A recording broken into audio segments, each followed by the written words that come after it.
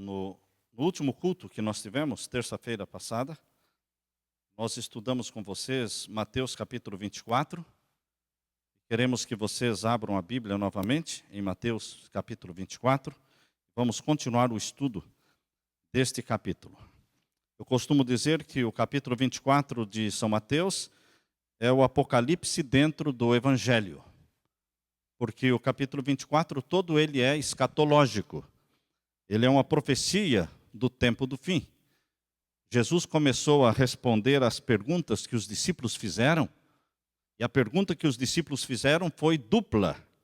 No capítulo 24 e no verso 3, Jesus diz assim: e chegando, assentado no Monte das Oliveiras, achegaram-se a ele os seus discípulos em particular, dizendo: dize-nos quando serão estas coisas e que sinal haverá da tua vinda e do fim do mundo? Então Jesus começou a responder essas duas perguntas, mas começou primeiramente a responder a segunda pergunta. A primeira pergunta falava da destruição de Jerusalém, a destruição do templo. E a segunda pergunta: que sinal haverá da tua vinda e do fim do mundo?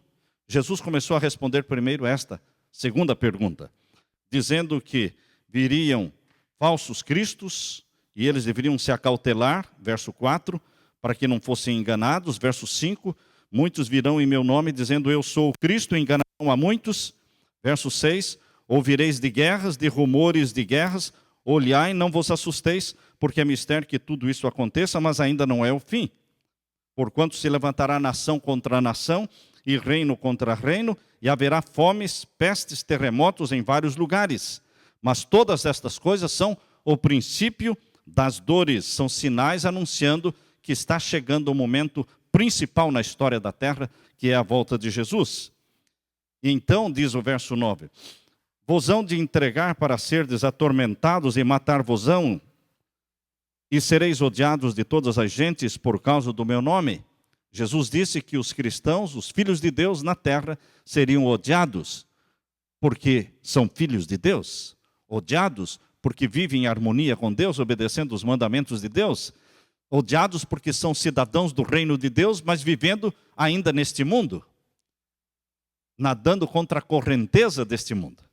Por isso seriam odiados de todas as gentes por causa do nome de Jesus.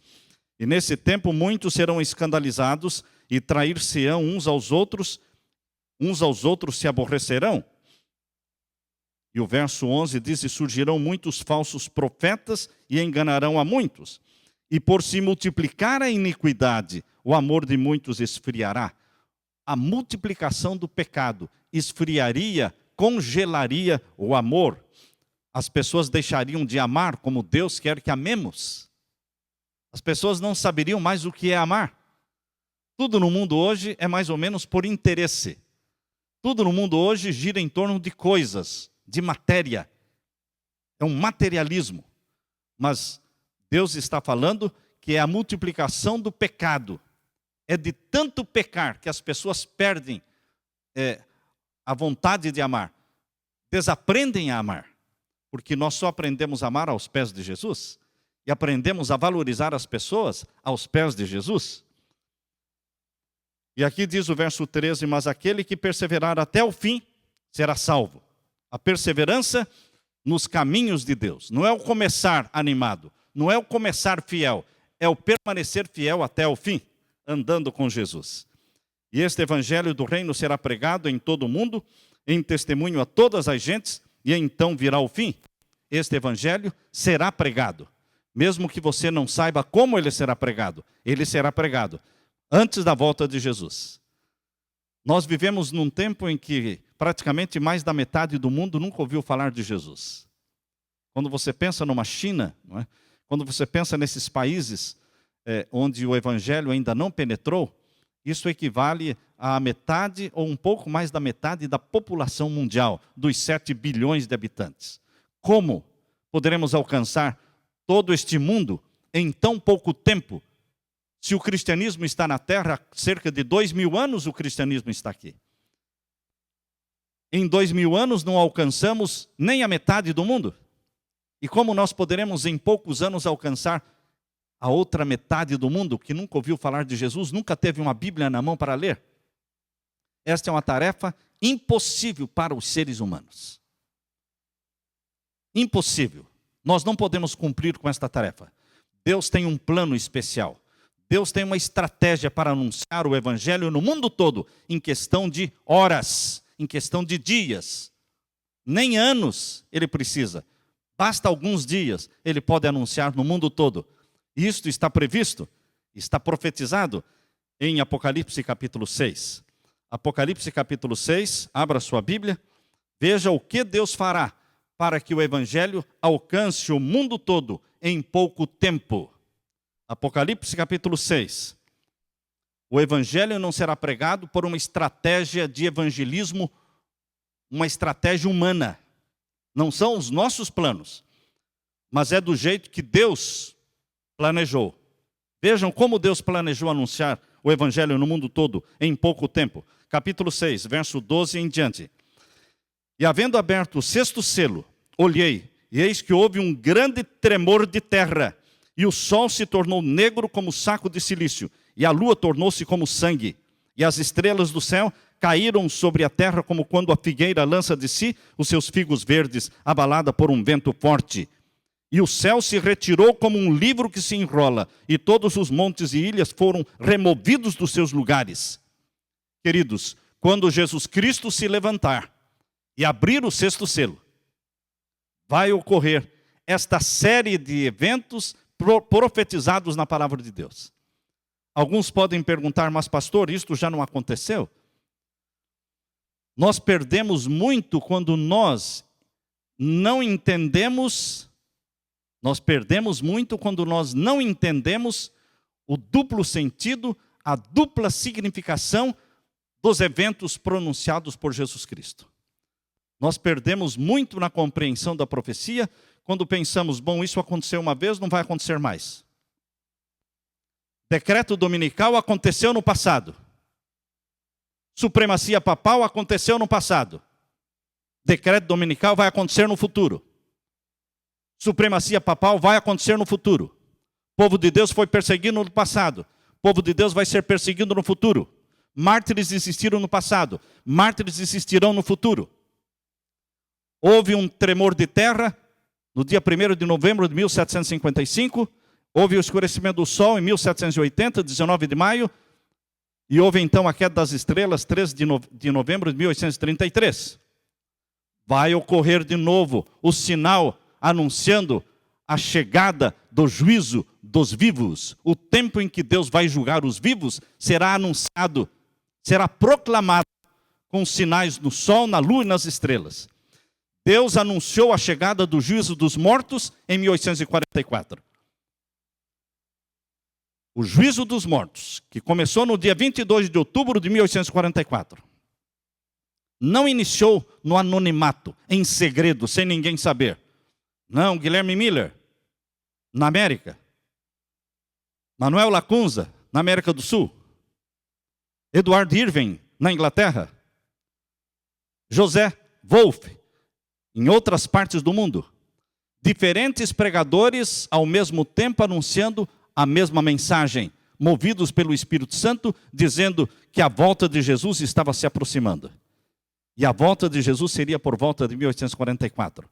Mas, queridos, houve um engano, não era a volta de Jesus. Era o início do juízo dos mortos. Quando Jesus Cristo passou do lugar santo para o Santíssimo no santuário celestial. Deus não começou o juízo dos mortos sem primeiro anunciar e proclamar. Deus anunciou através de um terremoto, escurecimento do sol, queda das estrelas. Deus também não vai começar o juízo dos vivos. Primeiramente, anunciar. Deus não tem planos e não tem desejo de que as pessoas se percam. Deus quer que as pessoas se salvem. E quando Deus anuncia o momento em que o juízo dos vivos vai começar, as pessoas se preparam. É por isso que Jesus anunciou os sinais da sua segunda vinda, para que as pessoas se preparassem. Deus não quer pegar seus filhos e filhas surpresa. Deus quer anunciar, proclamar. Os que são filhos das trevas serão pegos de surpresa, não os filhos de Deus. Mas, meus queridos, quando Jesus Cristo abrir o sexto selo, vai começar a série de eventos proclamando a chegada do juízo dos vivos. Onde está o juízo dos vivos? Dentro do contexto do sexto selo. O capítulo 7 de Apocalipse está falando do selamento do povo de Deus. Podem ler aí o capítulo 7. O capítulo 7 de Apocalipse faz parte do sexto selo que começou no capítulo 6, verso 12. O sexto selo começa no capítulo 6, verso 12 e vai até o final do capítulo 7.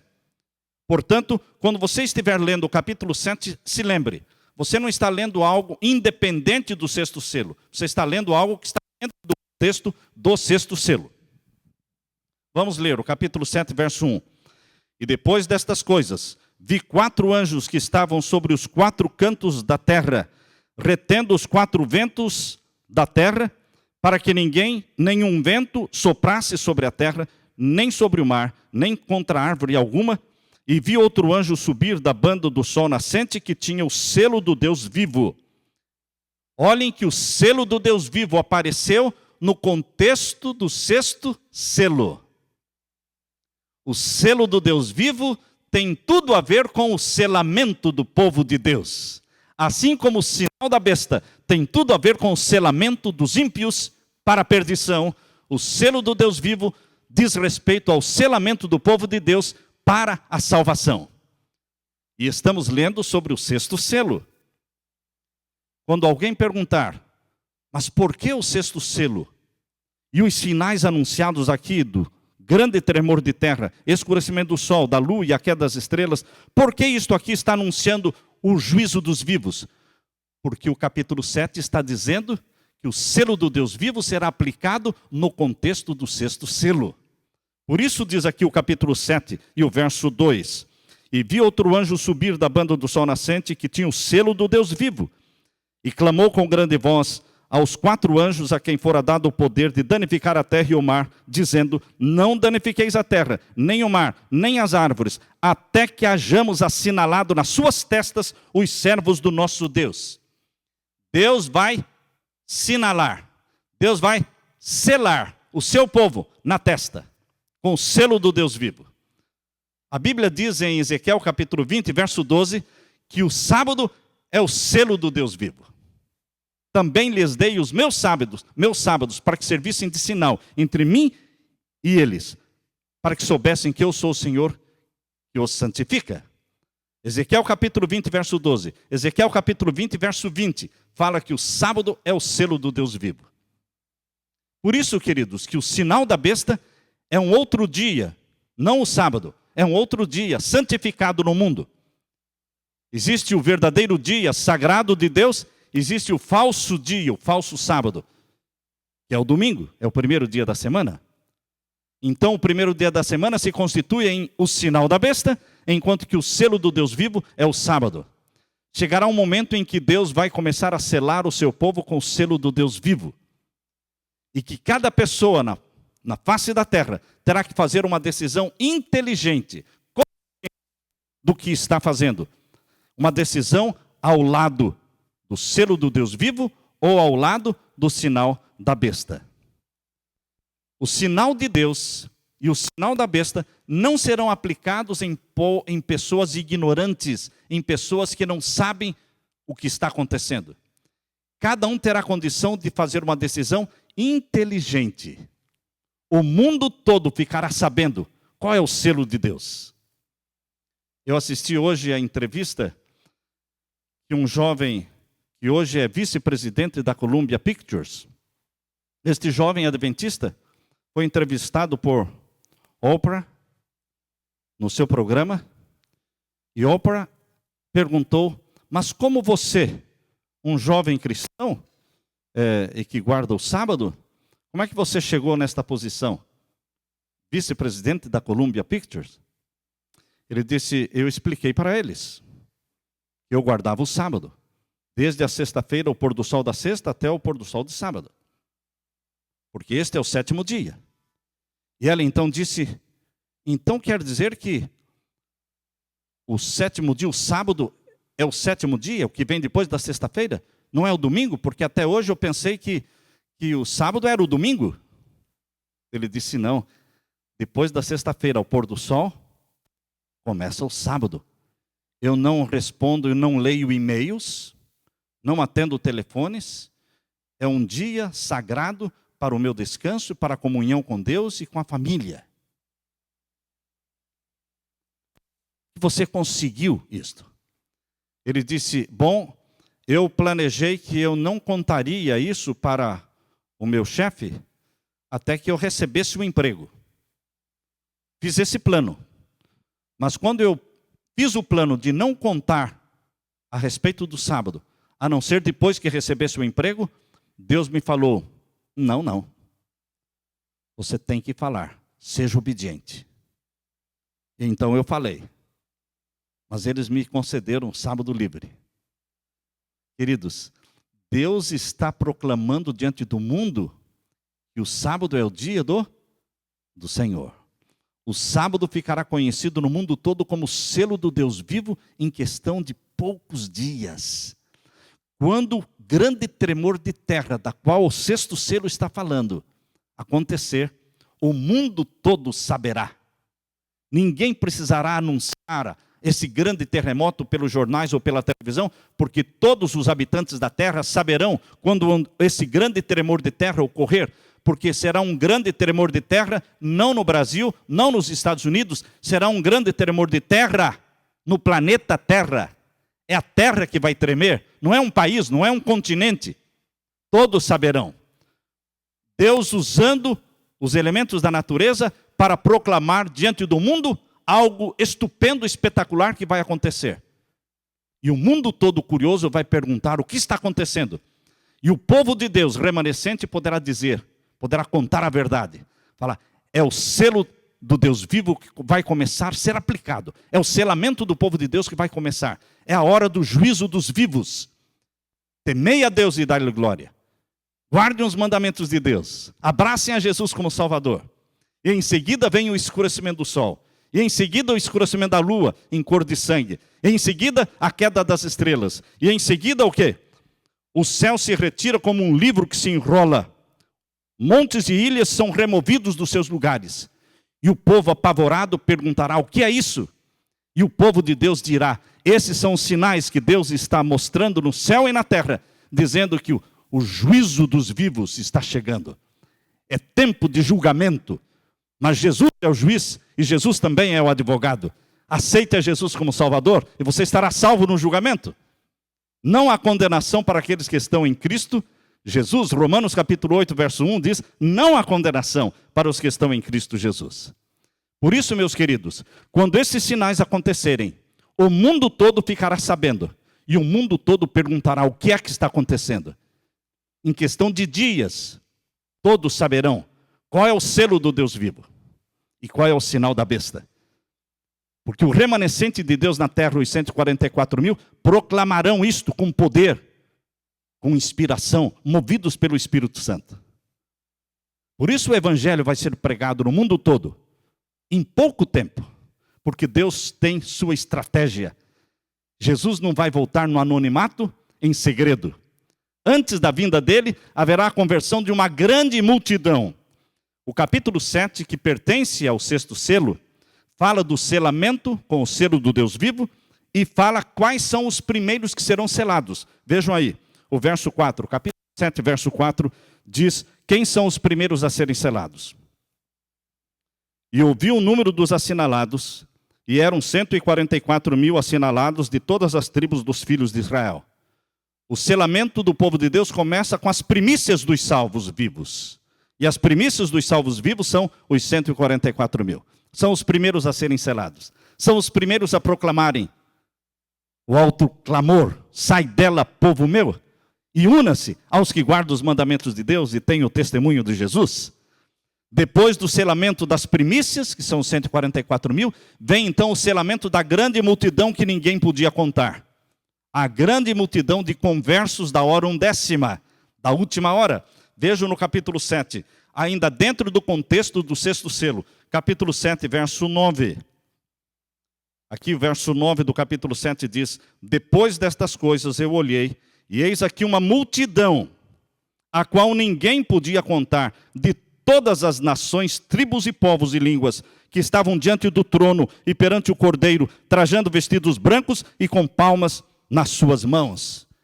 Primeiro, Deus mostrou para o profeta João um grupo chamado 144 mil, as primícias dos salvos vivos, sendo selados. Depois, Deus mostrou uma multidão que ninguém podia contar, de salvos. Interessante, irmãos, quando João foi perguntado a ele, quem são estes? Quem são estes? Os 144 mil e a grande multidão. Quem são estes? Vejam aí a pergunta no capítulo 7 e o verso 13 em diante. E um dos anciãos me falou dizendo: estes que estão vestidos de vestidos brancos, quem são e de onde vieram? E eu disse-lhe: Senhor, tu sabes. E ele me disse: estes são os que vieram da grande tribulação e lavaram seus vestidos e os branquearam no sangue do Cordeiro. Por isso estão diante do trono de Deus e o servem de dia e de noite no seu templo. E aquele que está sentado sobre o trono os cobrirá com a sua sombra. Estes, quem são? Estes são os que vieram da grande tribulação. A grande tribulação é aquela angústia da qual nunca jamais houve angústia igual. Jesus disse em Mateus 24, haverá um tempo de angústia qual nunca houve. Daniel capítulo 12, verso 1 diz, haverá um tempo de angústia qual nunca houve. Daniel 12:1 fala da angústia qual nunca houve, que é a angústia final, que começa com o decreto dominical. Jesus falou em Mateus 24 da angústia qual nunca houve. É a mesma angústia da qual falou Daniel, que começa com o decreto dominical. Meus queridos, tanto os 144 mil como a grande multidão, as primícias dos salvos vivos e a seara dos salvos vivos, eles passarão juntos por esta grande angústia. Por isso, quando o anjo perguntou, quem são estes? De onde vêm? Ele mesmo respondeu, eles vêm da grande tribulação e estão trajados com vestidos brancos, porque são vitoriosos em Jesus. Estão vestidos pela justiça de Cristo, simbolizada pelos vestidos brancos. Queridos, as primícias e a seara passam pela grande tribulação, selados pelo selo do Deus vivo. A maior conversão de todos os tempos está para acontecer ainda no futuro. Quando o evangelho começou a ser pregado, 3.000 se converteram num dia. Depois 5.000. E foi se duplicando, multiplicando o número dos salvos. Agora, no tempo do fim, milhões vão se converter num dia. Uma multidão que ninguém podia contar. O evangelho de Jesus, a conclusão do evangelho, o término da pregação do evangelho não será com menos poder do que quando começou. Naquele tempo foi a chuva temporã e agora será a chuva serôdia do Espírito Santo.